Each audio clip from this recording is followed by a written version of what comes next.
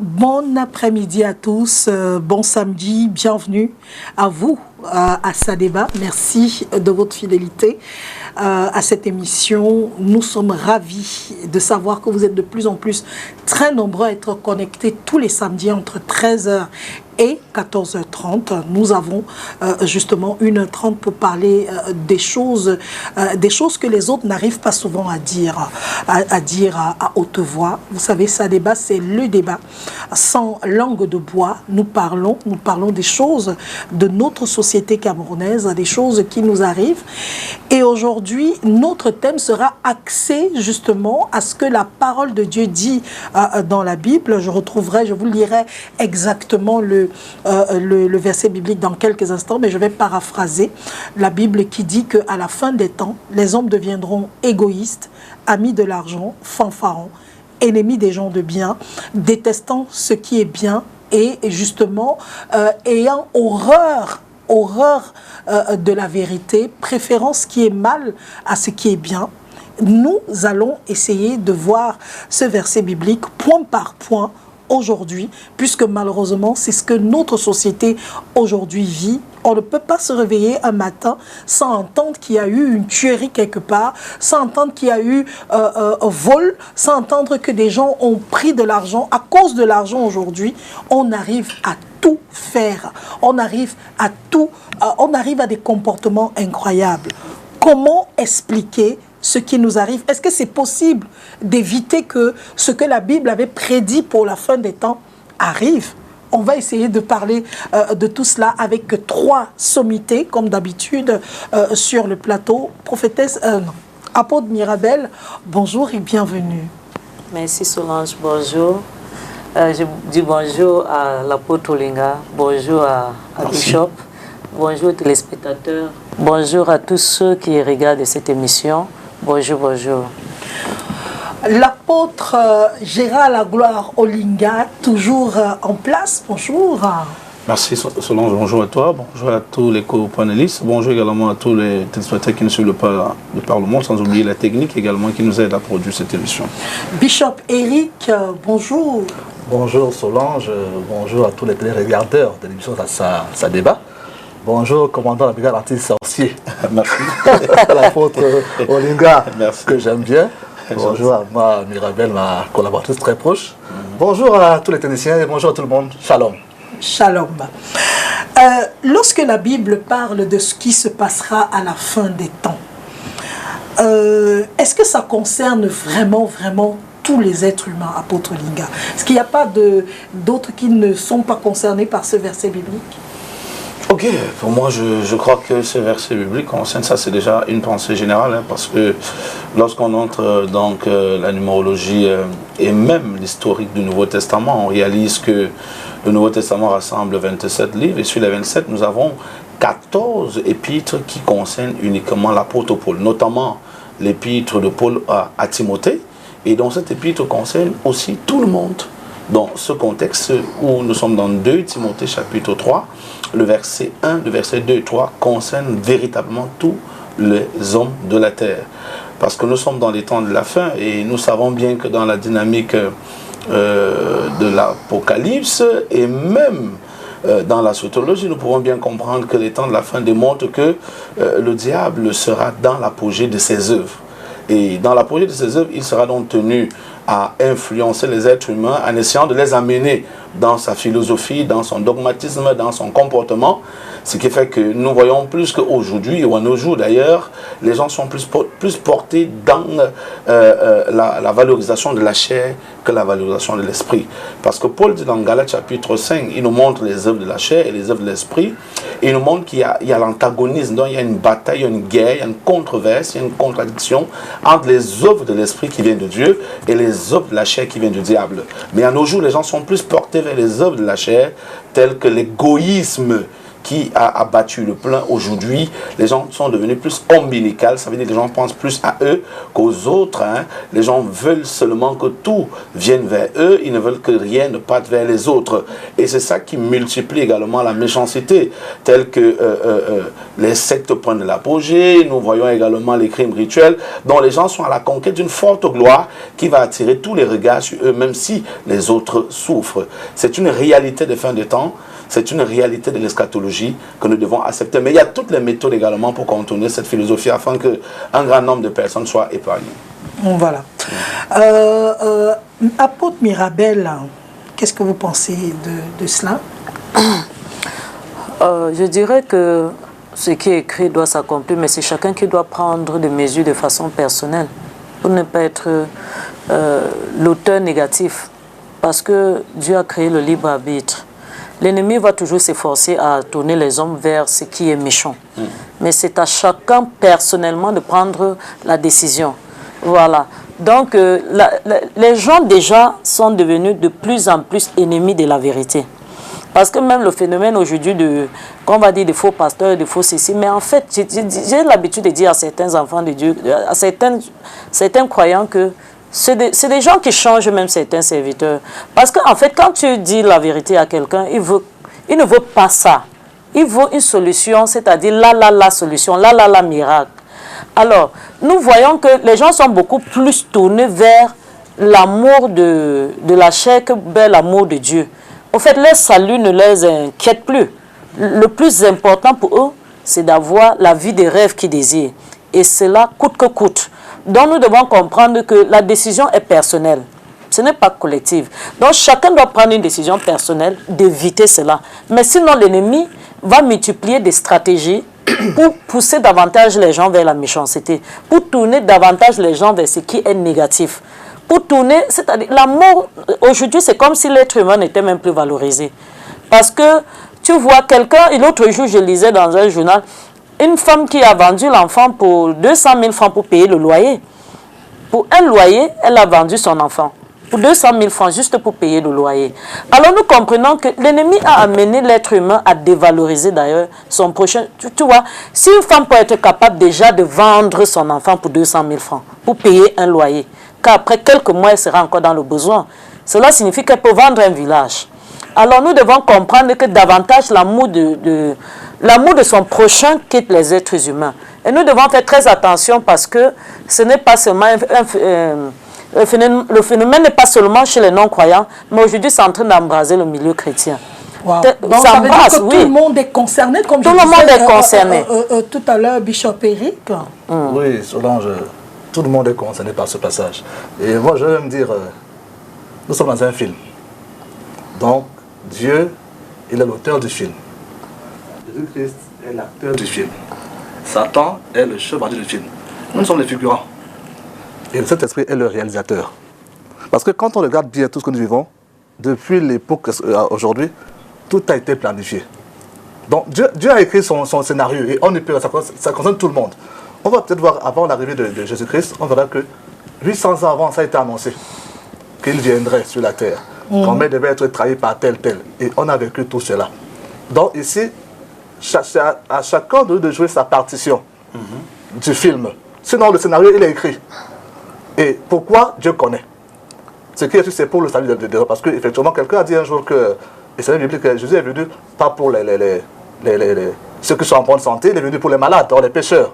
Donc Dieu a mis ce scénario, en fait, pour que ceux qu'il s'est choisis puissent apprendre de la vie et mieux travailler pour se rapprocher de lui, afin qu'au dernier jour, nous puissions avoir la grâce d'entrer dans le royaume qui nous est promis. Donc, nous sommes tous concernés par ce film-là.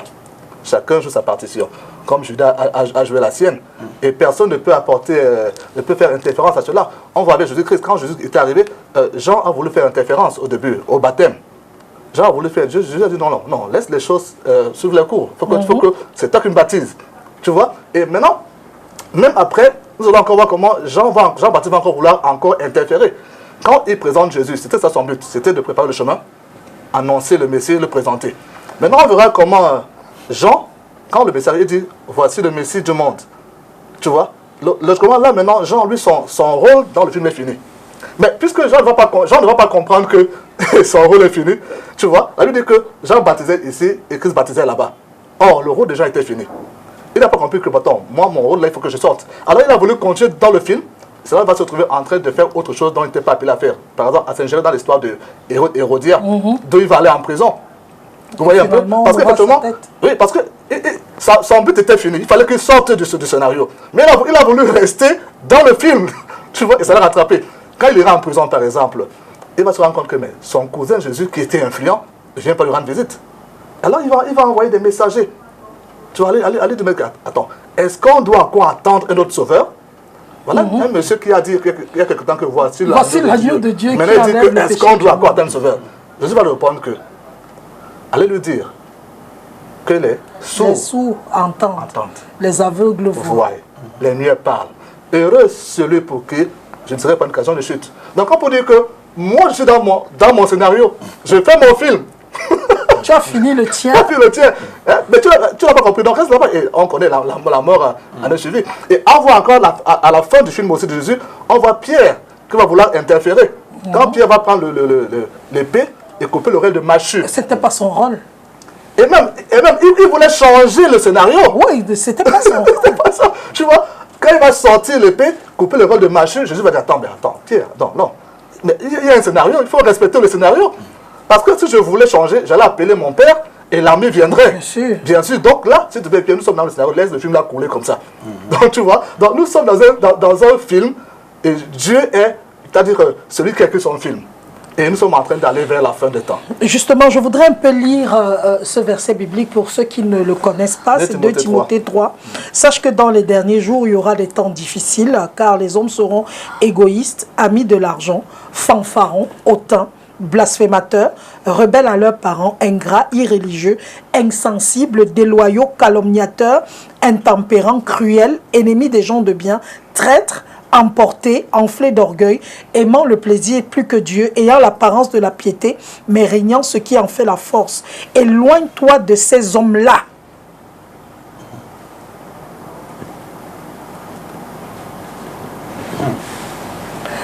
Apôtre Gérald Aglolinga, les hommes seront égoïstes. C'est quoi être égoïste? On va aller pas à pas. Lorsqu'on parle de l'égoïsme ici, c'est... Avant de répondre, sommes-nous à la fin des temps? Oui, nous sommes bel et bien dans les signes de la fin des temps. Nous sommes dans les temps de la fin.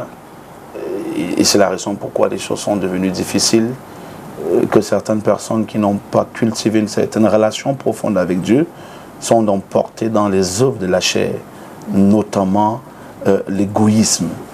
C'est quoi l'égoïsme? L'égoïsme ici, c'est lorsqu'on veut entrer dans la dynamique omninicale où tous les biens sont à nous, toute la gloire est à nous, tout est à nous et rien pour les autres. C'est ça l'égoïsme ici. Donc le fait de tout avoir et de tout arracher pour soi-même. Et beaucoup de personnes sont portées dans cette dynamique-là. Est-ce que c'est ce qu'on voit aujourd'hui? On a des gens qui travaillent dans les entreprises et par exemple à la fin du mois ils ne sont pas payés. Tu prends une ménagère, tu prends une personne, ils travaillent pour toi, tu ouvres une entreprise, mais tu as du mal à payer la personne à la fin du mois, c'est ça? Oui, c'est ça. C'est cette déloyauté qui fait que les gens avec les gens avec qui tu montes le projet, qui donnent le maximum d'eux-mêmes, lorsque la moisson arrive, tu récupères tout. Par exemple, quelqu'un là, il te rend service, les gens te servent, ils servent chez toi, ils servent dans ton entreprise. À la fin du mois, quand le Dieu arrive, au lieu que tu partages avec les autres, tu récupères tout pour toi seul. Et puis, tu les engueules même d'ailleurs. Et tu dis, tu as toutes les relations, ils ne peuvent pas te pousser juridiquement. Donc, c'est de ça qu'il est question. C'est ça l'égoïsme. Et ça c'est les œuvres du diable, en fait. Et puisqu'on parle des temps de la fin, quand on parle des temps de la fin, le diable étant dans son apogée, il maximise son autorité maléfique dans les êtres humains en les donnant l'égoïsme extrêmement élevé. Et c'est très dangereux, Solange, c'est très dangereux parce que l'égoïsme aujourd'hui fait périr beaucoup de personnes autour de nous. Voyez-vous dans une boîte, par exemple, voilà, un jeune qui travaille pour vous de lundi à vendredi, qui a une femme, qui a des enfants, qui partent à l'école. Mais parce que tu ne donnes plus son salaire, il est incapable de payer sa maison, de prendre soin de sa femme, d'envoyer ses enfants, de scolariser ses enfants. Et puis à la fin d'année ou la fin du mois, il est foutu à la porte. Vous les voyez partout là avec des enfants, des petits-enfants en bordure de route. Pourquoi? Parce que le promoteur de l'entreprise est ombilical, il est égoïste, c'est très grave. Donc ce n'est pas du tout à accepter. On ne peut pas valider cette philosophie méchante. Oui. On va point par point. Apôtre Mirabel, quand on dit que les hommes seront amis de l'argent, qu'est-ce que ça signifie? Amis de l'argent, cela veut tout simplement dire que s'il faut faire un choix, il fera le choix de l'argent. Parce qu'aujourd'hui, j'ai toujours dit aux gens que chaque jour nous sommes devant un choix. Ouais. Le choix que j'ai fait hier, il y a un autre choix qui m'attend aujourd'hui, il y a un autre choix qui m'attend encore demain. Donc chaque jour, nous sommes devant un choix. Mais davantage, les gens vont prendre la partie de l'argent. C'est-à-dire, s'il faut choisir entre un ami et de l'argent, il va choisir de l'argent. S'il faut choisir entre un enfant et de l'argent, il va choisir de l'argent. Donc, un ami, c'est quelqu'un pour qui tu as beaucoup d'affection, c'est quelqu'un pour qui tu as plus de considération. Oui, donc les gens auront... que tu aimes. Oui, c'est quelqu'un que tu aimes. C'est ça un ami. C'est ça un ami en fait. Donc aujourd'hui, beaucoup de gens ont pris de l'argent, c'est-à-dire ont trahi un ami pour de l'argent. On trahit un leader pour de l'argent. On trahit un fidèle pour de l'argent. On trahit un partenaire pour de l'argent. On trahit même des parents pour de l'argent. Alors, nous voyons qu'aujourd'hui, il y en a même qui ont déterré le reste de leurs parents pour de l'argent. C'est vrai. Oui, on a vu ça pour de l'argent à la télé. Voilà. Un jeune gars qui est parti déterrer le corps de ses deux Effectivement, grands-mères effectivement. pour de l'argent. Pour de l'argent. Et comme ça ne suffisait pas, nous avons vu tous sur les réseaux sociaux un monsieur qui a vendu son fils, qui veut payer, qui veut financer la rentrée scolaire des autres. Donc, pour de l'argent et faire un choix. Alors, plus tu deviens ami de l'argent, plus tu deviens ennemi de Dieu et ennemi même des hommes. Parce que tout tourne autour de ta personne. Voilà. Pour rien au monde, tu ne veux souffrir. Parce que quand nous choisissons d'aimer les êtres humains, nous sommes obligés de perdre certains intérêts. Quand nous sommes obligés de choisir Dieu, on est aussi obligé de perdre certains intérêts. Mais quand tu deviens, on pouvait appeler Abraham ami de Dieu. Ça veut dire qu'il y a des intérêts qu'il refusait pour Dieu. Mais quand on commence à aimer de l'argent, on va détester même son partenaire, on va détester Dieu, on va détester son prochain, même sa famille pour cela. Mais est-ce que c'est pour ça qu'aujourd'hui, je vous pose la question à tous les trois, hein, donc on va rester un peu ça. Est-ce que c'est pour ça qu'aujourd'hui, par exemple, on voit même dans des églises, on met plus l'argent en avant que autre chose? Bien sûr, puisque la Bible dit que l'amour de l'argent est une racine de plusieurs mots. Et c'est fondamental. Pourquoi? Parce que les gens sont plus à la recherche de la gloire. Et pour avoir de la gloire, il faut passer par l'argent en utilisant des passages tels que l'or et l'argent appartiennent à Dieu et l'argent répond à tout. Donc, ça fait qu'aujourd'hui, pour certains prédicateurs, l'argent passe avant Dieu. Au lieu que Dieu passe avant l'argent, l'argent passe avant Dieu. Et puis, ça devient aussi une idolâtrie. Et ça amplifie donc la méchanceté, ça amplifie l'adhésion dans le cultisme, dont les gens sont donc portés à sacrifier les êtres humains, à vendre des âmes pour avoir de l'argent. Or, lorsqu'on parle on dit l'amour de l'argent est une racine de plusieurs mots, ça veut dire que les gens sont capables de tout faire à cause de l'argent. Quelqu'un peut entrer dans l'homosexualité, le lesbianisme à cause de l'argent, quelqu'un peut vendre les ossements humains à cause de l'argent, les gens peuvent tout faire, faire même les doubles ventes sur le terrain à cause de l'argent. Donc, ça engage beaucoup de malhonnêteté et ensuite une forte méchanceté autour de cette thématique négative. Bishop Eric. Oui, l'argent c'est un bon serviteur, mais un mauvais maître. C'est vrai. Ouais. Aimer l'argent c'est bien, mais dans ce contexte, c'est l'aimer, comment dire, over. Adorer même. Adorer même, c'est ça qui fait problème. Parce qu'il faudrait passer que l'on évolue comme si on n'aime pas l'argent. Comme l'apôtre a dit, l'argent répond à tout, à tous nos besoins quotidiens, même au sein de l'église. Il faut payer le loyer, c'est l'argent. Il faut payer les appareils de musique, c'est l'argent. Il faut louer des salles, c'est l'argent. Donc l'argent a un rôle dans l'église. Quelqu'un a dit un jour qu'après le Saint-Esprit, c'est l'argent qui est dans l'église. Ça a été pris un genre de façon bizarre. Mais après, raisonnement, on a bien compris qu'on peut dire que l'argent a un rôle. Mais cependant, adorer l'argent, faire de l'argent, t'adhérer. La priorité. La priorité, c'est ça qui fait problème. Un peu comme les gens maintenant ont mis sur ce qu'on appelle l'évangile de prospérité. Tu vois, c'est-à-dire ils ont mis l'argent en avant et carrément mis le Saint-Esprit en arrière. Ah, moi, je suis allé dans des églises une fois, des églises, je m'assois comme ça, je viens dans le but de nourrir mon âme, parce que j'ai faim et soif de la parole de Dieu. Dès que j'arrive, on ne fait que parler de l'argent, l'argent, l'argent du début, et je sors de là comme je suis venu. Ceux-là sont dans le business, si on peut le dire ainsi. Alors qu'on lui dit, amis de l'argent. C'est-à-dire qu'ils ont pour amis pas le Saint-Esprit. Ils ont pour amis pas Jésus-Christ, mais ils ont pour amis l'argent. Donc pour eux, ils entendent argent avant tout. Il y a même d'autres que pour prier, pour te dire dépose 50, dépose 50 000. Ça, c'est un problème. C'est un problème. Mais comment comprendre ça? On s'arrête parce qu'on ne fait qu'ouvrir les parenthèses apôtre Mirabel, où on arrive dans des assemblées où on dit que pour l'intercession, voilà l'enveloppe. Tu mets l'argent pour qu'on prie pour tel problème, pour qu'on prie pour tes enfants, il faut l'enveloppe. Pour qu'on fait ceci, il faut... Et ils disent que c'est normal. Je vais commencer d'abord par dire que c'est un problème de mentalité déjà. Il y a un monsieur qui m'a appelé il y a quelques jours, il m'a dit... je voudrais te rencontrer. J'ai dit oui. Il est venu. Il me demande ce qu'il faut, les conditions pour... Je demande les conditions de quoi? Il me dit, on apprête quoi et quoi et quoi. J'ai dit, la seule chose que tu dois apprêter, c'est l'honnêteté. Voilà. Viens avec un cœur sincère, prêt à dire la vérité au Seigneur. Et quand il est arrivé, il me dit, je suis venu pour la consultation de la vision. J'ai dit, qui fait la vision? Qui fait la vision?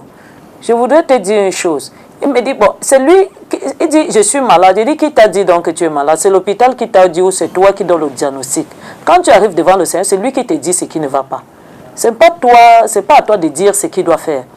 Et franchement, il me dit, j'ai été dans beaucoup d'églises, comme vous entendez là. On m'a fait ceci et puis on m'a collé les plaques pour aller déclarer comme quoi je suis guéri. Et il est rentré avec le même fardeau. J'ai dit, ok, tu as cherché les hommes, maintenant cherche Dieu. Maintenant, cherche Dieu. Quand tu vas trouver Dieu, tu vas trouver la guérison. Effectivement, on a prié là. Même 100 francs, je n'ai pas demandé à ce monsieur. On n'a même pas parlé argent. On a fini de prier. Il est rentré. Le lendemain, il est revenu. Il me dit, il a dormi comme... Il n'a plus jamais dormi. Je lui ai dit, c'est parce que tu as rencontré vraiment Jésus maintenant. Et maintenant, persévère. Parce que le plus important, ce n'est pas le miracle que tu as reçu. Mais... c'est de suivre le Seigneur, parce que le Seigneur, parfois, il passe le miracle avant toute chose parce qu'il veut nous attirer à lui. Mais par la suite, il voudrait nous voir le suivre, parce que le but premier, c'est notre salut. Et j'ai commencé à entretenir ce monsieur. C'est lui maintenant qui demande où se trouve l'assemblée. C'est pour dire quoi? Les gens ont déjà la mentalité du maraboutage. Ça ne quitte pas les mentalités des gens. Et on a transporté ça à l'église. Tu arrives, tu dis au pasteur que tu es venu pour la prophétie, qui commence à prophétiser et tout ça. Et c'est comme ça qu'ils vont pondre les choses qui n'ont pas existé. La Bible parle de crétois. L'apôtre Paul parlait de crétois il prophétisait pour son estomac. Donc quand il a faim, il prophétise. Quand il a faim, il prophétise. Il y a des personnes, quand ils ont faim, quand il a un problème de loyer, ils prophétisent. Voilà, ils prophétisent. Et aujourd'hui, voilà pourquoi je ne suis pas d'accord avec ceux qui disent que les gens partent entrer dans le truc pour venir servir Dieu. Je ne vois pas le Dieu comme mélange. Je ne le vois pas. Donc tout ceci, le but, c'est là. C'est-à-dire, c'est des gens qui sont là pour leur compte. Et par conséquent, ils sont obligés d'utiliser le nom du Seigneur pour se faire de l'argent. Mais en fait, ils ne servent pas Dieu parce que je ne vois pas. Jésus lui-même est clair. On ne peut pas servir Dieu et maman. Ce n'est pas possible. C'est pour dire qu'à un moment donné, cet homme a fait un choix. Il a fait un choix de vie. Voilà. Mais pourquoi est-ce que, apôtre, l'argent aujourd'hui est devenu ce qu'on brandit, ce qu'on met en avant lorsque, écoutez un peu ce que l'apôtre Mirabel dit, quelqu'un l'appelle au téléphone, qu'est-ce que j'apprête pour venir? Il faut quoi? Est-ce qu'on doit payer normalement? Ok. Déjà, je vais dire que le destinataire qui appelle l'apôtre pour demander les conditions ne fait pas mal. C'est une logique ecclésiastique. Pourquoi? Parce que nous sommes dans un syncrétisme religieux. Les gens ont des obédiences où ils sont nés, où ils ont appris un certain nombre de choses. Donc c'est même ça, à la limite, que lorsque quelqu'un veut venir chez vous, qu'il cherche à connaître les conditions d'adhésion. Je pense qu'ici, on ne fait pas forcément allusion à l'argent. Il y a des systèmes religieux que pour y aller, ta tenue vestimentaire doit concorder. Non, il ne parlait pas ici, il parlait d'argent, il disait l'argent. Permettez que je chute. Oui. Permettez que je chute. Même jusque-là même, il n'y a même pas toujours problème. Parce que lui sort de quelque part où on lui a dit qu'on ne vient pas voir le prophète les mains vides. Ça, c'est son éducation chrétienne. C'est ce qu'il a reçu comme enseignement. Alors, toi, à ton niveau, quand il te pose cette question, ne trouve pas ça mal. Tu devrais simplement dire à la personne que le plus important, c'est la foi. Viens d'abord avec ta foi. Parce que ce que Dieu recherche dans la communion avec les hommes, c'est la foi. Et la foi, c'est le cœur. Est-ce que ton cœur est pur? Est-ce que ton cœur veut servir Dieu? Est-ce que ton cœur s'attache à Dieu? C'est ça la priorité. Bon, maintenant, je voudrais également dire un truc pour suivre les mots de l'apôtre Mirabel. Parce que quand une brebis arrive et dit « Je suis venu pour que le pasteur prophétise », mais donne-lui les prophéties. Maintenant, qu'est-ce que vous entendez parler par prophétie? Parce que j'ai l'impression que les gens confondent la prophétie à la parole de connaissance et à la parole de sagesse. Prophétie, c'est quoi? C'est prédire d'un côté, de l'autre côté, c'est proclamer la parole écrite. Alors, la véritable prophétie, c'est d'amener quelqu'un à comprendre que s'il s'attache avec Dieu aujourd'hui, demain, il aura paradis. Demain, il aura une vie victorieuse. Donc, il faut simplement comprendre que les gens sont nés dans certaines fondations où ils ont appris certaines choses et quand ils viennent vers vous, ils viennent avec l'éducation qui est rattachée à la psychologie. Oui, alors, à notre niveau, donc maintenant, au lieu de verser dans la criticologie, on préfère d'abord proposer juste une petite thérapie qui peut régler sa situation à perpétuité. L'amener à comprendre que ce n'est pas l'argent qu'il faut placer devant, l'amener à comprendre que ce n'est pas l'argent qui fait sa vie, c'est Dieu qu'il faut placer devant et c'est Dieu qui fait sa vie. Alors, les hommes de Dieu qui nous suivent et même les fidèles qui nous suivent doivent savoir que tant que tu as misé ta relation avec Dieu sur la base de l'argent, tu vas taper poteau. Il faut savoir d'abord que Dieu ne s'achète pas. On n'achète pas Dieu, on n'achète pas l'onction, on n'achète pas le Saint-Esprit, on n'achète pas le salut, on n'achète pas le baptême. La seule chose qu'il faut utiliser, c'est la foi. Le reste là, c'est les ingrédients de la vie chrétienne. Voilà. Oui. Je posais la question tout simplement, apôtre, tout simplement parce que il y a justement comme l'apôtre Mirabel disait, les gens qui étaient habitués à aller chez les marabouts. Eux, ils étaient habitués à aller chez les marabouts du 1er au 31. Et ils ont transformé la maison de Dieu en maison de marabout. C'est-à-dire, comme on savait que quand on arrive chez le marabout, voilà, quand il va arriver, il va faire les coris comme ça là au sol, il va dire, et il va me dire les choses. C'est peut-être pour ça aussi que, apôtre Mirabel... Oui, je voulais même compléter parce que quand je recevais ce gars, à un moment donné, le Saint-Esprit attire mon attention. Je demande au monsieur, tu utilises les écorces? Il dit non. Après, il dit non, on m'a donné un truc pour purger. Ça, la maison. Pendant qu'on travaille, le Saint-Esprit était en œuvre. Le monsieur a senti quelque chose qui s'est passé. Il a retiré les écorces. Il avait les écorces les écorces de miracle. Donc, tout ce qui déclare dessus s'accomplit. Avec des herbes dans le sac. Il a retiré. Il m'a remis. Il me dit, voilà donc ce que les pygmées ont donné pour... Tous mes désirs seront exaucés à partir de là. Mais ce qui est bien dans l'histoire, c'est qu'on t'a donné des écorces en te disant que tous tes désirs seront exaucés, mais rien n'est exaucé. Alors, pourquoi ne pas essayer avec le Seigneur d'une autre manière? C'est donc là où je l'amène dans ce sens que, en fait, tu n'as pas besoin de ça, mais Dieu a juste besoin de ton cœur. Il faut juste que tu le fasses confiance et que tu t'abandonnes au Seigneur et tu verras la gloire de Dieu. Alors, quand on prie ce jour, il dit, c'est comme si on a concassé. Il est rentré, il a eu l'impression que des choses se concassaient au-dedans de lui. Alors, donc, pour lui, la façon de parler, c'était... Bon, puisqu'on va avec de l'huile, du sel, il voulait savoir ce qu'il faut acheter pour arriver. Non, je lui ai dit, il n'a pas besoin de tout ça. Parce que les gens ont déjà beaucoup ce genre de mentalité, tel qu'il y a de, je sais pas, il y a de préparation, des choses qu'il faut acheter pour arriver et tout ça. Donc, nous devons comprendre les choses. C'est que c'est la foi. La Bible dit la foi vient de ce qu'on entend. Et ce qu'on entend vient de la parole de Dieu. Il faut que nous ramenions des gens à cette base-là. Parce qu'aujourd'hui, si nous plaçons autre chose que Christ devant, il y aura problème. Franchement, il y aura problème. Voilà pourquoi aujourd'hui, il faut que nous sortons les gens d'une sorte de divination. Parce que, oui, la première prophétie d'abord, c'est la parole de Dieu qui est déjà écrite. Et quand nous appliquons à ça, nous voyons véritablement le résultat. Il m'a dit, il a fait le tour des églises, il n'a pas eu de résultat. Mais il a fallu moins de 24 heures pour qu'il témoigne. Pour qu'il témoigne vraiment que Dieu a fait quelque chose dans sa vie. Alors nous comprenons une chose, c'est que oui, nous sommes, et ce n'est pas parce qu'un serviteur de Dieu est dans le besoin qu'il va placer son besoin avant Dieu. Parce que c'est aussi ça le problème. Nous sommes conscients que nous sommes en Afrique et il y a des challenges. Parce que le verset dont Solange venait de citer dit, ça commence que quand le temps est difficile. Donc ça veut dire que les choses deviennent de plus en plus compliquées. Il y a des pasteurs aujourd'hui qui louent la somme à 1 million de francs. Il faut trouver les 1 million de francs par mois. Il faut trouver les factures. Il faut payer son propre loyer, envoyer ses propres enfants. S'il faut évaluer, il lui faut au moins 5 millions le mois. Et par conséquent, il y a des moments qui n'arrivent même pas à joindre cela. Et c'est comme ça que beaucoup vont entrer dans toutes sortes de compromissions. Pour ne pas dire l'amour de l'argent passe avant toute chose. Donc, pasteur, quel est mon don? Apporte d'abord 150 000. Je vais te dire ton don. Nous entendons ce genre de plaintes tous les jours. Alors, à un moment donné, on finit par repousser Dieu. Le Dieu qui faisait avec nous est obligé de se retirer pour nous laisser continuer dans notre système. Parce que ce que nous voyons aujourd'hui, beaucoup de serviteurs de Dieu forcent le ministère. Parce qu'à un moment donné, on a placé le matériel, on a placé de l'argent, on a placé tout avant le Seigneur. Oh, Dieu devait passer avant toute chose. Nous sommes conscients que nous sommes dans le besoin et beaucoup sont même d'ailleurs en plein temps. Mais ce n'est pas quand même une raison pour nous de placer ces choses avant le Seigneur. Parce qu'à force, on dit que l'habitude est une seconde nature.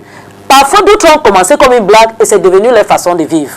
Voilà. C'est devenu, ils ont fait ce modèle, ils ont vu que ça a payé et ils ont continué. Et ils ne s'arrêtent plus. Ça devient de plus en plus excitant. Et ils continuent dans ce système au point où ils se sont totalement égarés. Un jour, un serviteur de Dieu me dit, Mirabel, c'est toi qui vas souffrir. Mais tu ne fais pas comme les autres. Je dis, ils font comment?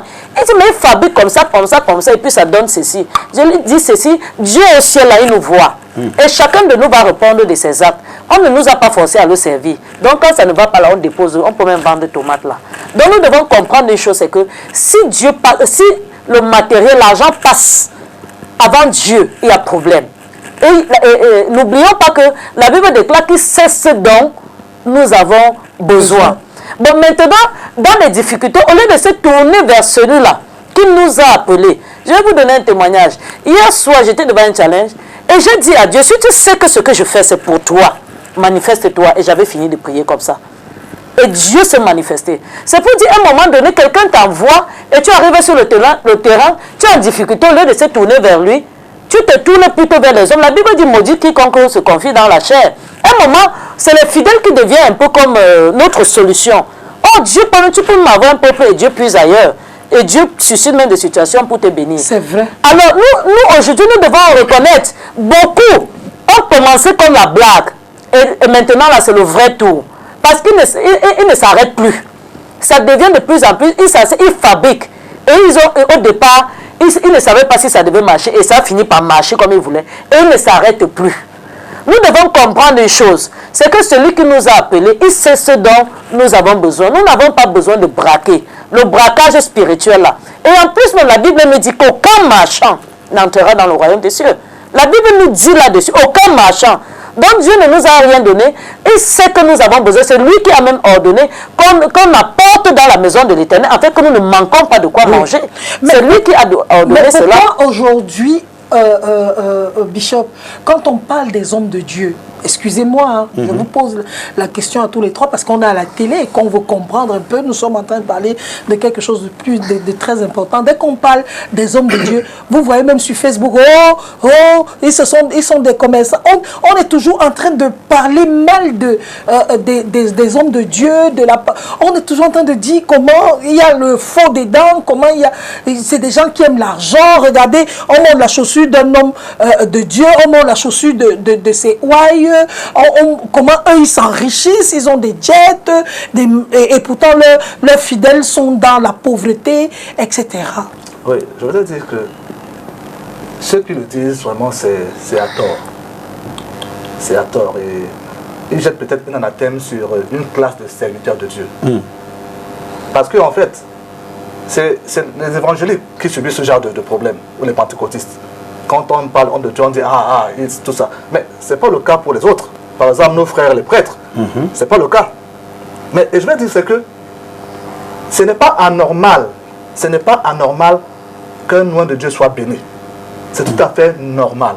Mais écoutez, le médecin, le docteur qui est à l'hôpital, quand il roule carrosse, on trouve que c'est normal, non? Or, le pasteur fait la même chose que lui. Pendant que le médecin à l'hôpital, lui, il traite les maladies physiques, le pasteur traite les maladies d'ordre spirituel. Le magistrat au tribunal, qui roule en limousine, on trouve que c'est normal. Or, le pasteur fait le même rôle. Chaque fois à l'église, il conseille les gens viennent pour des problèmes, il donne l'orientation, c'est la même chose. Le ministre qui est dans son ministère, qui roule carrosse, qui a des avions, on trouve que c'est normal. Mais le pasteur est le ministre, c'est l'ambassadeur de Dieu. Donc il est tout à fait normal qu'un oint de l'Éternel soit riche. Vraiment ça, Dieu n'est pas contre ça. Il a même dit que l'ouvrier mérite quoi? Son salaire. Donc mais le problème c'est de faire de l'argent une idole. C'est là qu'il y a problème. Donc je vais dire, ceux-là qui se plaignent, c'est à tort vraiment. Il est normal. Parce que dans l'église, le pasteur joue tous les rôles que nous voyons dans la société. Le journaliste que vous êtes journaliste, n'est-ce pas? On va voir un journaliste qui voit à chaque fois, c'est normal qu'il y a l'argent, c'est normal. Mais le pasteur aussi, il est évangéliste. C'est la même chose. Donc, le pasteur, il doit aller de nation en nation pour évangéliser. Et ça, il faut de l'argent. Vous voyez un peu? Donc, moi, je dis, c'est à tort. C'est à tort de le dire. L'homme de Dieu a droit à avoir ce que Dieu a prévu pour lui. Ok? Mais le mal, comme tu as dit, c'est de faire cela une idolâtrie. Donc, Dieu lui-même, quand nous voyons à partir de l'Ancien Testament, je crois que c'est dans Lévitique, Dieu lui-même a prescrit comment? Quelqu'un veut bénir sa maison ou la sanctifier, il l'appelle le sacrificateur. Et celui-ci vient, selon la maison, il estime le montant que ce Dieu doit donner. Ça, c'est biblique dans Lévitique. Lévitique 27. Voilà, c'est clair. C'est-à-dire que tu appelles le pasteur, tu dis, voilà, ma maison, elle est hantée, il faut bénir, tout ça. Et puis que le pasteur ou le prêtre va estimer. Tu vois, il dit, ok, selon la valeur de la maison, il donne le montant et tu donnes. La Bible dit que c'est à l'appréciation du sacrificateur. Tu vois un peu. Mais aujourd'hui, nous, on n'applique plus cette norme-là. Mais pourtant, elle est biblique. Vous voyez un peu. Maintenant, on voit également avec Saül, dans Samuel, quand Saül cherche les ânesses, il faut maintenant qu'il aille vers Samuel, orienté par son serviteur. Qu'est-ce qu'il dit? Il dit, que porterons-nous? C'est-à-dire, qu'allons-nous amener, qu'allons-nous apporter à l'homme de Dieu? Parce que c'est quand on peut parler de l'homme de Dieu, les mains vides. Ok?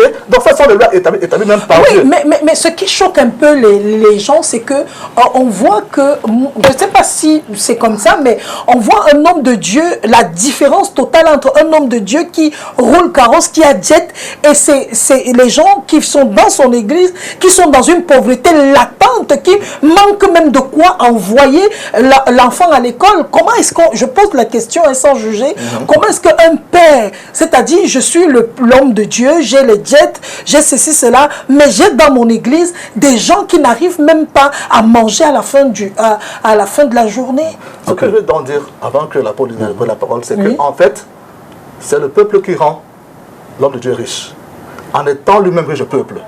Ouais, c'est-à-dire qu'en fait, l'homme de Dieu a prié pour que son peuple soit béni, pour que lui soit à retour, il soit béni. Ok? Donc c'est vrai que c'est à tort, même si c'est vrai que on trouvera toujours des pauvres dans les églises.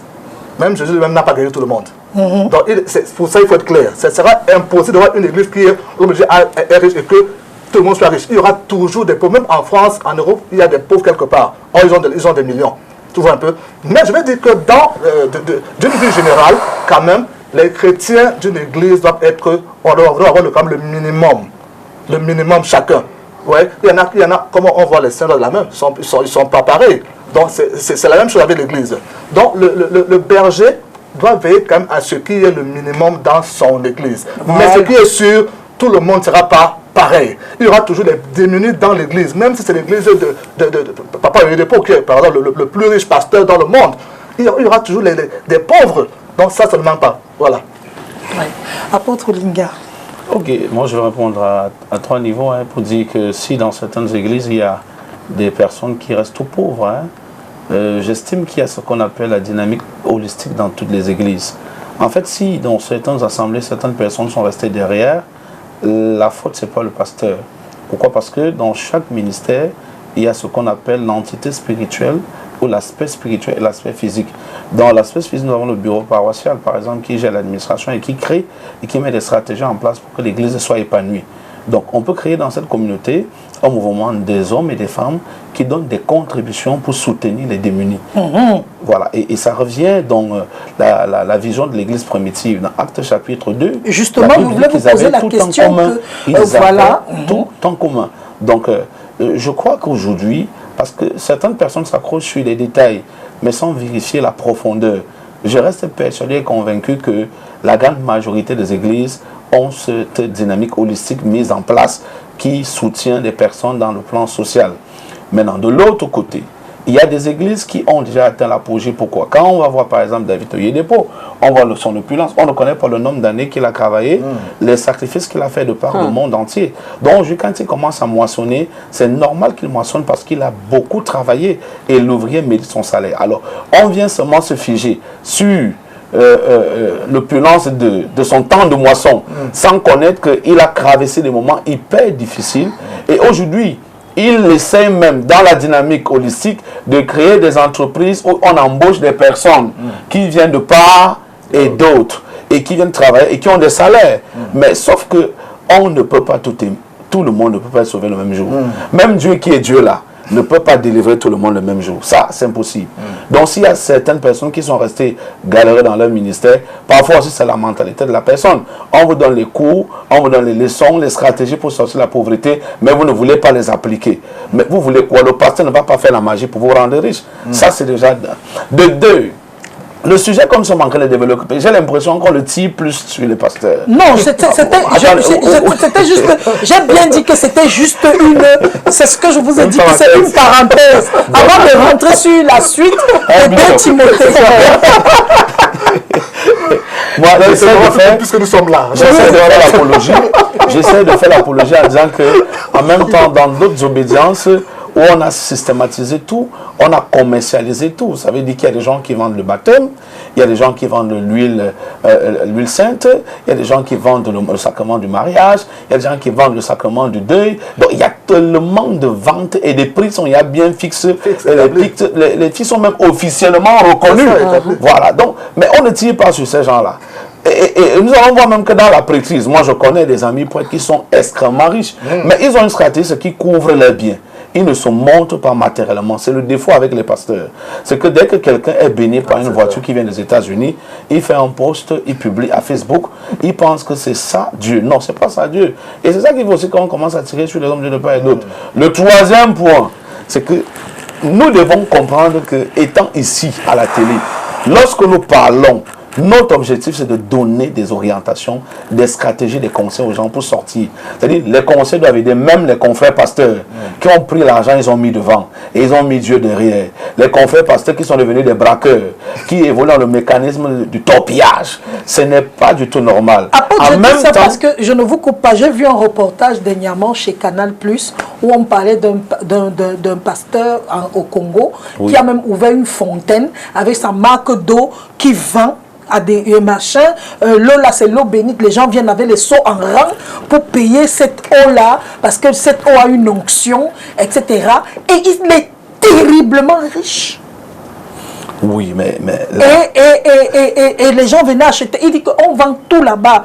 Même l'huile, l'eau, tout est vendu. Bon, moi, je pense que le plus important, est-ce qu'il parle de Jésus? Est-ce qu'il donne Jésus aux gens? Est-ce qu'il présente le Christ? Est-ce que le Christ est la priorité? C'est ça, moi, mon objectif. Parce que son message est christocentrique. Moi, ça m'intéresse. Le reste, là, c'est les détails. Ça ne me dit absolument rien. Si c'est que dans son message et dans sa vie pastorale, Christ n'est pas christocentrique dans sa vie, mais dans ses prédications, j'estime qu'il entraîne à mener les gens dans l'enfer.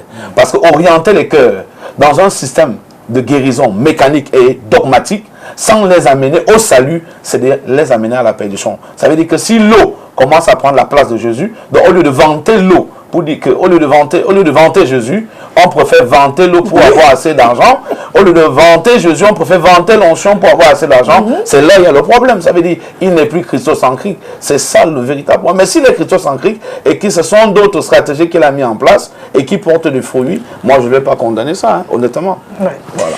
On dit que la plus grande religion, c'est de venir en aide aux orphelins, aux veuves dans leurs afflictions. Et apparemment, ce n'est pas très suivi aussi dans les assemblées. Il y a des orphelins, il y a des veuves qui sont là, abandonnées à eux. Qu'est-ce que vous pensez aussi de ça? Oui, mais qu'elles soient véritablement veuves, hein, comme Paul dit. Parce qu'il y a des veuves qui sont veuves parce qu'elles veulent le faroutage à l'église. Or, elle ne vit pas la sanctification, elle a plusieurs choses. Et les enfants, donc les orphelins, eux, ils ne sont pas faux orphelins. Voilà, s'il y a des orphelins, je pense que, je l'ai dit, hein, la dynamique holistique traite ça dans toutes les églises. Je dis bien dans toutes les églises. À moins que cette église est encore faible financièrement. Mais quand une église a déjà une certaine ascendance financière, c'est les premières installations qu'on fait. Même quand le pasteur n'y pense pas, c'est des personnes à côté du pasteur qui créent même le mouvement pour créer ce qu'on appelle le secours. Donc moi, ayant fait 14 pays, ayant fait holistique, je maîtrise, je compte beaucoup de ministères de par le monde entier. Donc j'ai trouvé ce système dans beaucoup d'églises et moi je salue ces ministères. En tout cas, moi, l'église a payé mon école étant orpheline. Voilà, voilà. Ça, je ne manque jamais de le rappeler. Donc on continue avec les différentes caractéristiques. On a dit qu'ils sont égoïstes, amis de l'argent, fanfarons, hautains. Apôtre Mirabel, fanfaron, hautain, qu'est-ce que ça signifie? Oui, Solange, je voudrais qu'on jette un peu un coup d'œil en arrière. Il y a quelques années, on appelait les pasteurs les parvenus. Oui, on nous appelait les gens qui ont raté leur vie. Oui, parce qu'on avait les vestes Mbépa, on avait les pantalons Djobala. C'est comme ça qu'on décrivait les serviteurs de Dieu. Et maintenant, ce nom-là a changé par les frappeurs. Donc, moi, je me dis qu'il y a d'abord un phénomène qui se passe, c'est qu'il y a d'abord un changement de mentalité déjà au milieu des serviteurs de Dieu qui n'acceptent plus certains styles de mépris de la part des gens. Quand tu es même pieux, tu t'habilles simplement, on trouve que c'est parce que il y a la malédiction de Dieu sur toi. Et Dieu t'a abandonné. C'est pour ça que tu es comme ça. Et j'ai aussi fait une remarque, c'est qu'il y a des serviteurs de Dieu qui n'ont même pas braqué. Hein. Dieu leur a béni. Alors ton nom change, tu deviens un sorcier. Même dans ta famille, on commence à t'envoyer le feu. Là, donc quand tu deviens riche, tu es sorcier. Quand tu es pauvre, ou bien tu es maudit de Dieu. Voilà. Les gens vont dire que c'est sûr que c'est un gros pécheur, celui-là même qui passe le temps à nous demander de nous sanctifier. Lui-même, c'est d'être un gros. Regarde comment il est. Il mange du riz sauté tous les jours et tout ça. Et il y a déjà un changement de mentalité au milieu des serviteurs de Dieu. La révolution au milieu des serviteurs de Dieu. Avant, les serviteurs de Dieu ne s'habillaient pas comme aujourd'hui. Aujourd'hui, il y a ce changement qui est là.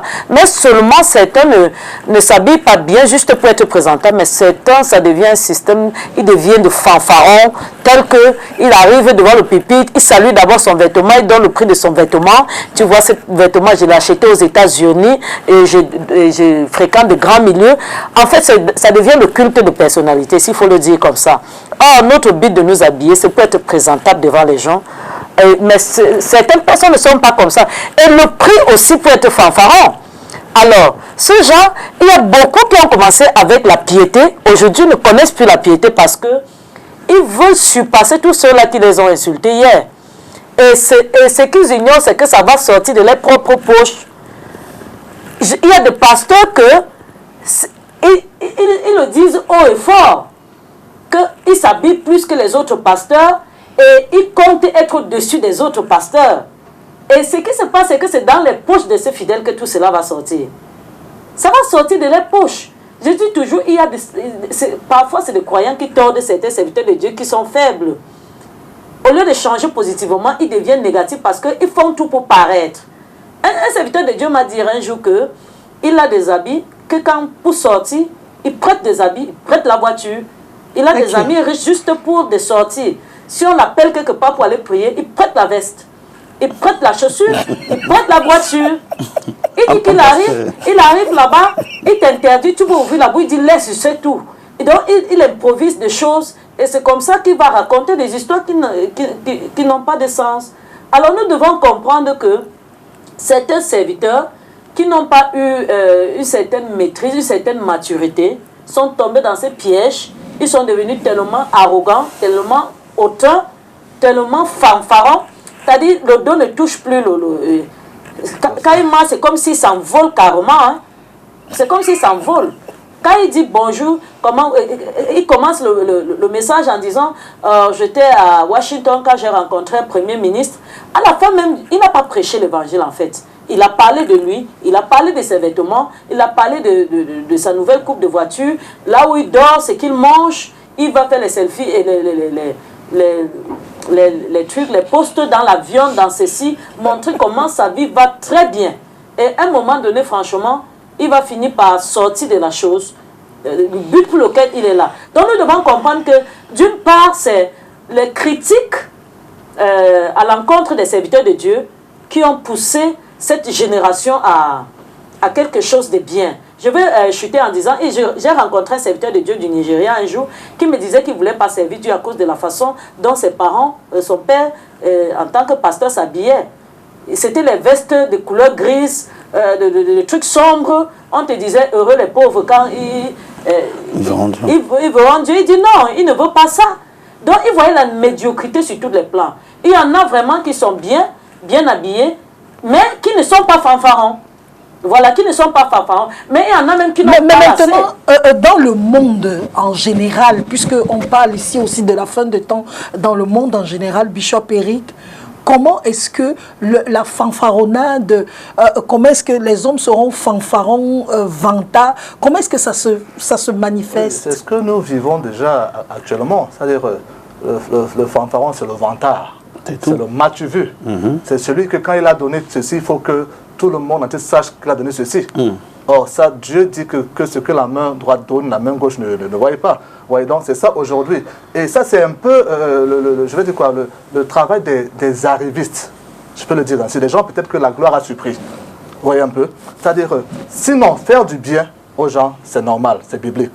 Mais commencer à s'en vanter, tu vois, au point que de fois, quelqu'un fait une œuvre peut-être de 500 000, il va dire qu'il a fait ça 15 millions.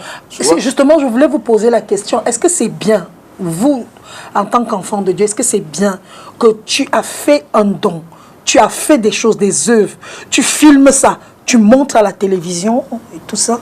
Est-ce que normalement, d'après la parole de Dieu, est-ce que d'après la Bible, est-ce que c'est normal? La Bible nous demande de venir en aide, tu vois. Jésus dit qu'il est le mari de qui? Des veuves, oui. Le père des orphelins. Et ça, c'est le rôle de l'Église d'apporter assistance à ces gens-là. Mais non, quand même à l'époque, quand Paul dit rendez visite aux prisonniers, ils allaient en cortège, en délégation. Sauf qu'à l'époque, ça ne se filmait pas, il n'y avait pas STV à l'époque là. Mais ils allaient le faire en délégation et au vu au su de tous. Vous voyez un peu. Donc, dans le cadre d'une communauté, c'est bien. Vraiment, il n'y a pas de mal à cela. Par exemple, on va aller à la prison de Neubel pour rendre visite aux prisonniers en apport des présents. C'est normal de venir à STV avec Solange qui va couvrir l'événement pour que cela soit comme un moyen évangélique. Parce qu'en même temps, il faut gagner des âmes. Vous voyez, en même temps, non, moi je parle de la population, je ne parle pas des hommes de Dieu. Je parle ici de la population. Par exemple, quand quelqu'un se réveille un matin, il dit, écoutez, je vais aller dans un orphelinat, il finit de faire ce qu'il a fait, il filme, il met les gens, nanana, il vient à la télé, j'ai donné. Est-ce que Dieu bénit une telle personne, sachant que la parole de Dieu nous dit, quand la main droite donne, la main gauche ne doit pas être... Et heureux ceux qui font des... non, celui qui s'en vante a déjà, je crois qu'il y a une parole qui dit, il a déjà sa récompense. Il faut le dire comme ça. Oui. Oui. Okay. Est-ce que c'est normal? Je parle de tout le monde, je ne parle pas seulement des hommes de Dieu. En fait, il faut déjà... Surtout que c'est la période de fin d'année, donc les dons seront et les gens vont... Ça sera grave dehors. John Wesley dit, une main fermée, c'est une destinée fermée. Alors, lorsqu'on donne, on est béni. Mais comment donner pour être béni? Voilà. Dans le comment donner, dont la Bible nous donne un modèle, c'est que ce que la main gauche fait, la main droite ne doit pas savoir. Ça veut dire en toute discrétion. Ça veut dire de façon simple, il faut le faire de façon dans la discrétion. On n'a pas besoin que les gens sachent qu'on a fait. Parce que lorsque tu fais ça, ça veut dire que tu cherches à la gloire des hommes. Et c'est ça ton salaire. Et puis Dieu s'abstient de te bénir par rapport à ton geste.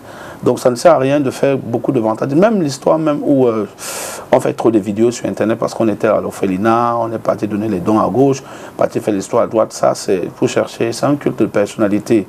On va attirer assez de regards pour notre gloire. Si on a fait un truc pour aider quelqu'un, qu'on le fasse dans le silence, Dieu a vu et puis nous sommes bénis pour un bas. Est-ce que c'est ça? D'ailleurs, c'est à la personne elle-même à qui on a fait du don qui peut propager le témoignage. Voilà. Mais pas toi qui es parti faire la donation. Tu n'as pas besoin de ça. Si Dieu a vu, il te bénit. Maintenant, la personne qui reçoit le don est libre d'annoncer, de dire son épanouissement, sa joie et sa gloire en faisant un témoignage. Voilà.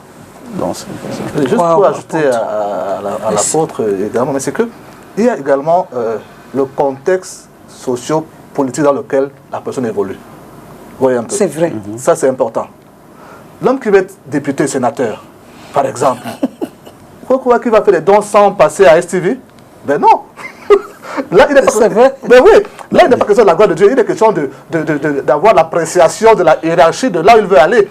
Oui, bien sûr, ça c'est dans le contexte de la politique. Voilà, ça c'est dans le contexte. Maintenant, le contexte chrétien, là, religieux, là, c'est avec toute discrétion. Ok. On voit même Jésus qui va faire du bien, il va dire ne dis pas. Mais par exemple, la personne va lui dire qu'il a fait. Il va dire garde-toi de dire, ne dis pas dire, mais la personne va lui dire. Donc, je voulais apporter ce détail également. Je continue à lire les différents voilà, donc ils sont blasphémateurs. C'est ce qu'on voit aujourd'hui. Blasphémateur, c'est quoi? Oui. Et là même, c'est dangereux. C'est plus grave. Les hommes deviennent blasphémateurs. Ils vont blasphémer. C'est-à-dire que la Bible dit que tout péché sera pardonné, sauf celui contre l'Esprit Saint. Oui. En général, contre Dieu. C'est-à-dire que blasphémer ici, c'est même rendre en vain l'action de Dieu, le pouvoir de Dieu. Et aujourd'hui, on voit ça dans nos églises, malheureusement, avec le culte de la personnalité. Ça, c'est un blasphème. Nous voyons des gens, c'est-à-dire qu'à l'église, c'est lui au commencement, au milieu et à la fin. Ça, c'est un blasphème. C'est-à-dire que, je vais encore plus loin, il y en a des fois qui disent, et ça me choque. Je vois quelqu'un qui va dire, ok, je te donne l'enfant, je te donne les triplés. Jusqu'à, il disait, le genre que tu vas avoir. Ça, c'est un problème. Mais là, c'est un blasphème. C'est-à-dire qu'en fait, là, tu es en train de prendre la place de Dieu, du Saint-Esprit. Et ça, on vit ça, c'est devenu un phénomène grave. Quelqu'un prie, tu vois une femme qui est stérile, ok, ma fille, prends, je te donne les jumeaux, je te donne les triplés, Le jeu là, c'est un blasphème. Et là, tout ça va nous pousser à croire que peut-être que ce n'est pas Dieu en ce temps-là. Parce que sinon, tu laisserais Dieu prendre sa gloire. Il y en a d'autres qui s'asseyent carrément à l'église, carrément, tu vois, à l'autel. C'est-à-dire, tu sens que c'est lui le Dieu de là. Il y a un problème en ce temps-là. Donc, tout ça, c'est le blasphème. Et dans la vie de tous les jours, comment est-ce qu'on voit le blasphème, apôtre Mirabel? Oui, d'autres ont même poussé plus loin que ça. Il y en a qui, j'ai vu même en Afrique, qui se sont autoproclamés Dieu. Voilà, il y en a qui le font. Donc, oui, j'ai vu, c'est pas... Non, ils sont allés au-delà de ça. Ils ne sont plus au niveau d'un blasphème masqué, non. Donc, ouvertement, ils se montrent, ils disent qu'ils sont Dieu. J'ai entendu un monsieur prêcher cela en Côte d'Ivoire et dit que quand le jour du jugement va venir, les gens vont dire que mais donc je marchais avec Dieu, je ne savais pas que c'était Dieu au milieu de nous comme ça, et tout. J'étais dépassé parce qu'il y avait une foule qui était assise là. Je demandais si c'est un voile ou c'est quoi. Mais les gens étaient assis, ils écoutaient et tout. Donc le blasphème est devenu monnaie courante. Je veux même dire que c'est à la mode actuellement. Voilà, c'est à la mode. Pas seulement dans l'église, mais aussi chez les non-croyants. Donc je veux dire ceci, c'est que c'est à la mode parce que tu vas voir des gens se vanter de dire que quand on va dire que Dieu, c'est Dieu qui fait ceci, qu'est-ce que Dieu a fait pour lui? C'est ses études, c'est ceci. Lui, il est ceci, il est cela. Alors, donc tu vois des gens s'efforcer à régner Dieu de jour en jour. Et il y a des serviteurs, s'il faut le dire comme ça, que la gloire a fini par créer un problème au dernier étage. Parce que maintenant, il y a carrément... j'ai entendu quelqu'un je vous le dis ouvertement, dit qu'il change même les anges dans ce pays. Il a le pouvoir de changer les anges. Donc, ton ange est faible, il va changer ton ange. Ce n'est pas comme m'a raconté, j'étais là-bas. Il dit, mon frère, ta situation n'a jamais changé parce que ton ange est faible. Et il faut que tu apportes l'offrande et change ton ange et ta vie sera boostée. Ça, c'est pas des choses qu'on m'a raconté. Ça, c'est des choses que j'ai vécues. Voilà. Alors, donc les hommes de Dieu ont la capacité de te donner un ange fort et un ange, c'est-à-dire changer ton ange qui est faible en un ange fort. Voilà. Donc, c'est des choses que j'ai vécues. Ce n'est pas qu'on m'a raconté. Et nous voyons qu'on est à un niveau où le blasphème est à la mode. Oui, bon, parlons même d'une autre forme de blasphème. Parlons aujourd'hui du mélange de feu là. C'est un blasphème. Je ne vois pas quelqu'un aujourd'hui qui peut aller chercher la miracle pour venir faire des choses et croire que après la miracle, il va répondre. Déjà, quand tu pars chercher la miracle, c'est pour dire que Dieu n'est pas puissant.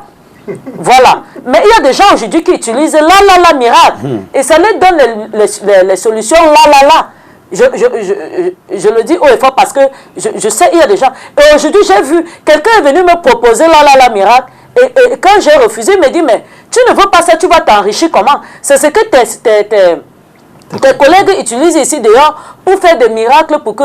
et je dis, c'est la preuve que Dieu ne les a pas envoyés. Parce que je ne vois pas quelqu'un qui peut t'embaucher dans un sentier et ne te donne pas le matériel de travail. Absolument. Voilà, donc c'est là où je... Waouh. Quand on dit que les hommes deviendront rebelles à leurs parents, ingrats et irréligieux, rebelles à leurs parents, apôtres, c'est ce qu'on voit aujourd'hui? Oui, bien sûr, mais déjà, je vais ajouter de l'eau sur le moulin pour terminer avec l'histoire de blasphème. Blasphème, oui.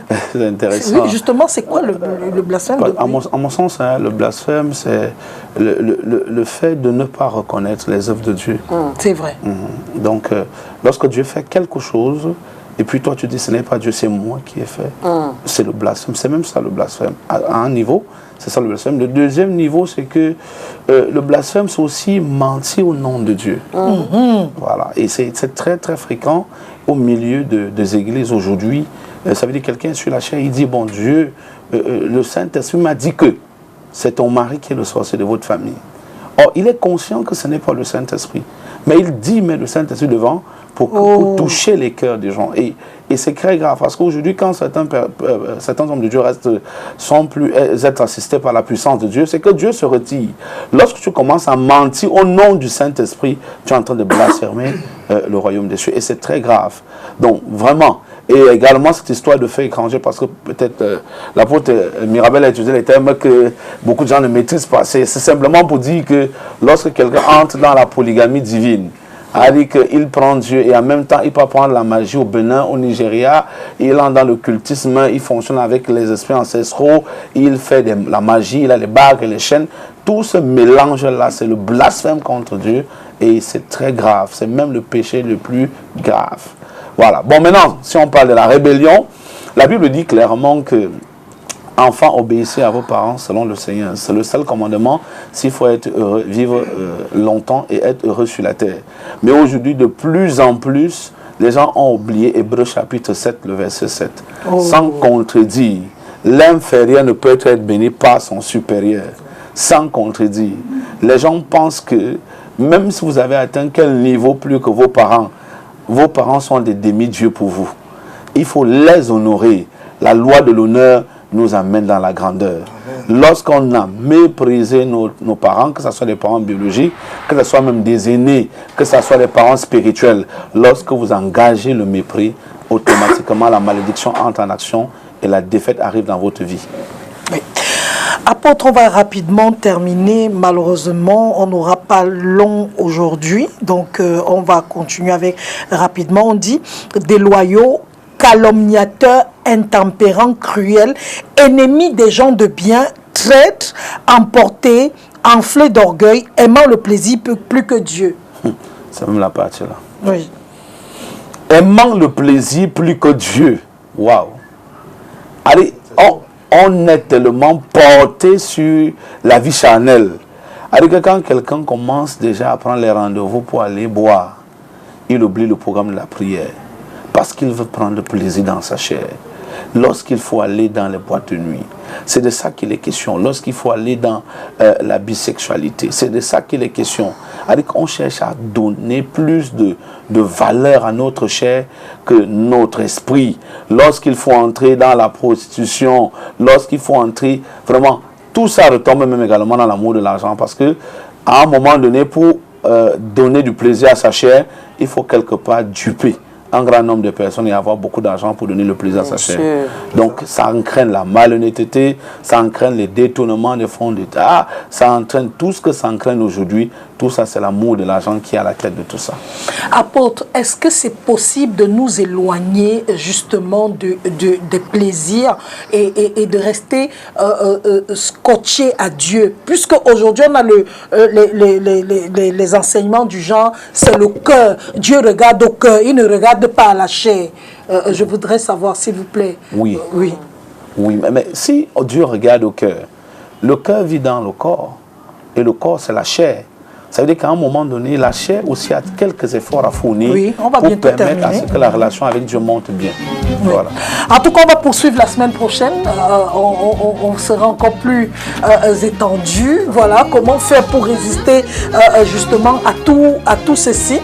Donc, on en parlera la semaine prochaine. En attendant, on vous souhaite un bon samedi, bon retour sur Yaoundé, apôtre Olinga. Merci, Bishop Eric. Merci également, apôtre Mirabel.